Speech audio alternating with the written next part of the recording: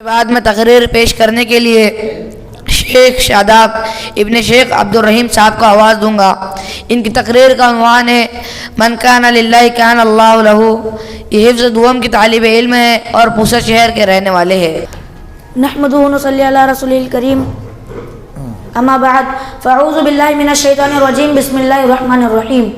ولا تہینوا ولا تحزنوا وانتم الاعلون ان کنتم مؤمنین، صدق اللہ العظیم۔ خرد نے کہہ بھی دیا لا الہ تو کیا حاصل، دل و نگاہ مسلمان نہیں تو کچھ بھی نہیں۔ میرے محترم اساتذہ اکرام اور میری تعلیمی زندگی کے ہمسفر ساتھیوں، آج کی اس انجمن میں میری تقریر کا عنوان ہے من کان للہ کان اللہ لہ۔ محترم سامعین اکرام، اللہ تعالیٰ نے قرآن کریم میں مسلمانوں کی سربلندی و برتری کی ایک بہترین تدبیر بتلائی ہے۔ بڑے پرشوق لہجے اور بھرپور اعتماد کے ساتھ ببانگ دول اور ڈنکی کی چوٹ اعلان کیا ہے کہ اے مسلمانوں، تمہیں کامیاب ہو، تم اس دنیا کے مالک ہو، دنیا کی تمام چیزیں تمہارے لیے، عزت و شرافت کے تمہیں ٹھیکیدار ہو، کائنات تمہارے آگے جھک سکتی ہے، چرند و پرند تمہاری اطاعت کر سکتے ہیں، لیکن اس کے لیے ایک شرط لگائی ہے، وَأَنْتُمُ الْأَعْلَوْنَ إِن كُنتُم مُؤْمِنِينَ۔ فرمایا تم ہی سربلند رہو گے بشرطے کہ تم مومن کامل ہو، ایمان کی حلاوت و چاشنی تمہارے اندر ہو، یقین کامل کی دولت سے تم مالا مال ہو، مومن کی تمام صفات تمہارے اندر موجود ہو۔ فرزندان اسلام، اللہ تعالیٰ نے اس مختصر سے جملے اور اس چھوٹی سی آیت میں حقیقت کا انکشاف کیا ہے، آنکھیں کھول دی اور صاف طریقے سے فرما دیا ہے کہ اے مسلمانوں، تمہیں گھبرانے کی کوئی ضرورت نہیں، کوئی خوف محسوس نہ کرو، دنیا کی کوئی چیز تمہارا کچھ نہیں بگاڑ سکتی، شیر تم سے ڈر سکتے ہیں، چیتے تم سے کپ کپا سکتے ہیں، دنیا کی بڑی سے بڑی چیز تمہارے غلام بن سکتی ہے، لیکن اس کے لیے ایک وہی شرط لگائی ہے، اگر ایمان و احکام کے بعد بہاری نے تمہارے قلوب میں گلشن پیدا کر دیا ہو، ایمانی صفات اور دینی خصوصیات کی تم حامل ہو۔ لیکن دوستو، آج کا انسان تو یہ چاہتا ہے کہ ساری دنیا اس کے آگے جھکے، وہ جس چیز کو چھوئے وہ سونا بن جائے، 10 کے مقابلے میں اکیلا کافی ہو، اس کی عزت و شرافت کو دنیا سلام کرے، ہر تمنا اس کی پوری ہو، ہر خواہش اس کا بڑھ کر استقبال کرے، لیکن وہ بھول جاتا ہے اس کو یہ عظمت و شرافت اسی وقت حاصل ہو سکتی ہے جبکہ خدا کی غلامی کرے، رنگ و خون کے بتوں کو پاش پاش کر کے ایک ہی حقیقی فرما رہا کا پرستار ہو، چڑھتے سورج کی پوچھا چھوڑ کر مسجد حقیقی کی بارگاہ میں سجدہ ریز ہو۔ اس کو یہ مقام تبھی حاصل ہو سکتا ہے جبکہ خدا کی غلامی کرے، اس کو یہ مقام تبھی حاصل ہو سکتا ہے جبکہ اس کی چیز اللہ کی ہو جائے۔ شیخ سعدی رحمۃ اللہ علیہ نے ایک شخص کو دیکھا جو کہ شیر پر بیٹھا ہے، ڈنڈا اس کے ہاتھ میں ہے اور شیر کا کان اینٹ رہا ہے اور شیر کو جدھر چاہتا ہے چلاتا ہے، شیر بھی بلا چون چرا اس کی تابعداری کر رہا ہے، اس کے آگے آگے چل رہا ہے۔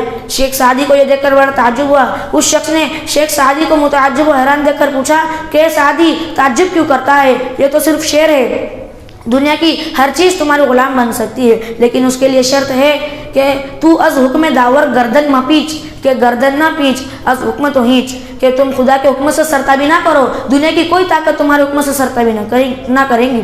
اور کسی عارف نے سچ کہا ہے من کان للہ کان اللہ لہ، جو اللہ کا ہو گیا اللہ اس کا ہو گیا، جو اللہ کا ہو گیا اللہ اس کا ہو گیا۔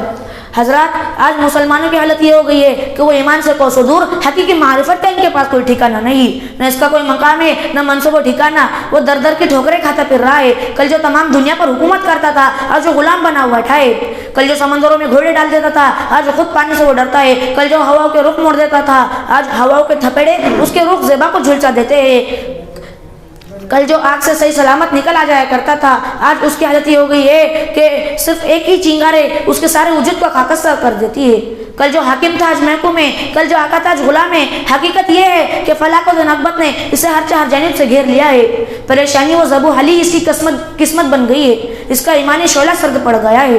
مولانا حالی نے درد بھرے انداز میں اس کا رونا رویا ہے کہ گھٹا سر پہ ادبار کی چھا رہی ہے، فلاکت سما اپنا دکھلا رہی ہے، نحوست پس و پیش منڈلا رہی ہے، چپ اور راست سے یہ صدا آ رہی ہے کہ کل کون تھے آج کیا ہو گئے تم، ابھی جاگتے تھے ابھی سو گئے تم۔ حاضرین اکرام، یہ حقیقت روز روشن کی طرح آیا ہے کہ آج ہمیں ہمارے ایمان کا بھی پاس و لحاظ نہیں رہا، صرف نام کے مسلمان باقی رہ گئے، مسلمانوں کی صفات باقی نہیں رہی، وہ جوش و ہمت، جذبہ اطاعت اور اخلاص للہیت باقی نہیں رہا۔ کفر ہمارے اوپر ہنس رہا ہے، باطل ہم پہ خندزن ہے، لیکن ہم ہے کہ خدا کو فراموش کرا بیٹھے ہیں۔ اقبال مرحوم نے قوم کو ان الفاظ میں احساس دلایا ہے کہ خندزن کفر ہے، احساس تجھے ہے کہ نہیں، اپنی توحید کا کچھ پاس تجھے ہے کہ نہیں۔ دوستو، ایک وہ بھی مسلمان تھے، جب مدائن فتح کرنے نکلے تو راستے میں ایک سمندر پڑ گیا، مشورہ ہوا کہ اب کیا کیا جائے. مسلمانوں کی ایمانی قوت اور دین کے پرجوش علماء نے کہا کہ ایمان کی طاقت کے آگے یہ سمندر کیا چیز ہے, ہم اس میں گھوڑے ڈال دیں گے. چنانچہ مجاہدین اسلام نے صحابہ کرام کی اس مقدس جماعت نے سمندروں میں گھوڑے ڈال دیے اور اس طرح باتیں کرتے ہوئے گزر گئے جسے خشکی پر سے گزر رہے ہو. جب کافروں نے یہ حالت دیکھی تو یہ کہتے ہوئے سب بھاگ گئے کہ دیو آمدن, دیو آمدن, دیو آ گئے, دیو آ گئے. اور اس طرح مجاہدین اسلام نے فتح حاصل کی. اقبال مرحوم نے خوب ترجمانی کی ہے کہ دشت تو دشت ہے, دریا بھی نہ چھوڑے ہم نے, بحر ظلمات میں دوڑا دیے گھوڑے ہم نے. حضرات, یہ ایک ایسا واقعہ نہیں ہے, تاریخ کے صفحات پر سینکڑوں ہزاروں آپ کو ایسے واقعات مل جائیں گے جس میں مسلمانوں نے ہر میدان میں فتح پائی. انہوں نے پہاڑوں سے ٹکر لی, پہاڑوں کے سنگینی کے دل چھوٹ گئے. وہ برق و بادرہ میں حائل ہوئے تو ان کا رخ موڑ دیا. وہ جنگلوں میں گئے تو جنگلوں نے ان کا بڑھ کر استقبال کیا. انہوں نے خاک پر ہاتھ مارا, اسے سونا بنا دیا. چرند پرند درند سب ان کے تابع فرمان ہو گئے. پہاڑوں کے سمندروں کے قطرے, بیابانوں کے درے, پہاڑوں کی گھاٹیوں اور آسمانوں کے تاروں نے سب نے ان کے لیے سب نے خوش آمدید کہا, سب نے انہیں اعزاز بخشا. اقبال مرحوم کہتے ہیں کہ وہ معزز تھے زمانے میں مسلمان ہو کر اور تم خور ہوئے تاریخ قرآن ہو کر. حضرات, آپ کو یاد ہوگا کہ حضرت عمر فاروق رضی اللہ تعالیٰ عنہ کا زمانہ ہے. افریقہ کے بیشتر علاقے فتح ہو گئے. اسلامی نام لیو اور ملت کے جیالوں نے افریقہ کی سرزمین پر اسلامی علم بلند کر دیا. در و دیوار پر اسلامی جھنڈا لہرانے لگا. افریقہ کے کچھ اوباش اور دشمنان اسلام نے دین کی راہ میں روڑے اٹکانے اور سیدھے سادے نو مسلموں کو ورکلانا اور بہکانا شروع کر دیا. اس سے بڑی رخنا اندازی پیدا ہونے لگی. حضرت عمر فاروق رضی اللہ تعالیٰ عنہ نے سرگوبی کے لیے اور حالات کو معمول پر لانے کے لیے حضرت عمرو بن عاص کو بھیجا. حضرت عمرو بن عاص نے وہاں جا کر حالات کا جائزہ لیا اور طے یہ ہوا کہ یہاں ایک اسلامی چھاؤنی بنائی جائے. باتیں ہونے لگی. کسی نے کہا کہ چوکی بیچ چوراہے پر بنائی جائے, کسی نے کہا کہ محل سرا اس کے لیے موزی جگہ ہے, لیکن اسلامی لشکر کے سردار نے کہا کہ چوکی افریقہ کے جنگل میں بنائی جائے. افریقہ کے لوگوں نے کہا یہ لوگ تو بالکل بیوقوف اور پاگل معلوم ہوتے ہیں. افریقہ کا جنگل تو وہ ہے جہاں دن کو بھی انسان جانے سے ڈرتا ہے. اگر کوئی وہاں چلا جائے تو واپس نہیں آتا. وہاں بڑے بڑے اسدے, دھاڑتے ہوئے شیر, ڈکارتے ہوئے بھیڑیے اور قسم قسم کے موذی جانور رہتے ہیں. بھلا وہاں چوکی کس طرح بنائی جائیں گی؟ لیکن فیصلہ اٹل تھا کہ چوکی جنگل ہی میں بنیں گی. چوکی جنگل ہی میں بنیں گی. مسلمان اپنی جماعت کو لے کر افریقہ کے جنگل کی طرف روانہ ہو گئے. کچھ گنڈے اور اوباش قسم کے لوگ بھی ساتھ ہو گئے کہ دیکھیں آج ان بدوؤں کا کیا معاملہ ہوتا ہے. تماشائی کی حیثیت سے ساتھ چلے. افریقہ کے جنگل کے کنارے پہنچ کر امیر لشکر جنگل میں داخل ہو گئے. ساری جماعت کنارے کھڑی رہی. اس امیر لشکر نے, صحابی رسول نے اور مومن کامل نے ایک آواز لگائی کہ اے جنگل کے رہنے والوں, چرندوں, پرندوں اور درندوں اور موذی جانوروں, آج مہمان رسول کو, غلامان اسلام کو اس جنگل کی ضرورت ہے. میں اس ایمان کے ناطے تمہیں حکم دیتا ہوں کہ ہمارے لیے اس جنگل کو خالی کر دو. اندازہ لگائیے, ورنہ ہم جس کو بھی پائیں گے قتل کر ڈالیں گے. اندازہ لگائیے وہ آواز کیا تھی. نہ معلوم کوئی گولی چلی تھی یا کوئی بم پھٹا تھا یا اس آواز میں کوئی جادو تھا.